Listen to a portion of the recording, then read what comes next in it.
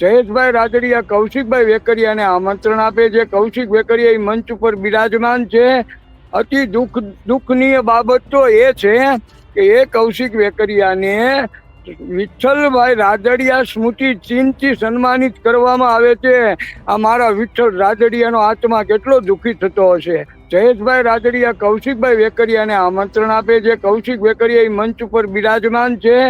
અતિ દુઃખનીય બાબત તો એ છે કે એ કૌશિક વેકરિયાને વિઠ્ઠલભાઈ રાદડિયા સ્મૃતિ ચિહ્નથી સન્માનિત કરવામાં આવે છે। આ મારા વિઠ્ઠલ રાદડિયાનો આત્મા કેટલો દુઃખી થતો હશે। જયેશભાઈ રાદડિયા કૌશિકભાઈ વેકરિયાને આમંત્રણ આપે છે। કૌશિક વેકરિયા મંચ ઉપર બિરાજમાન છે।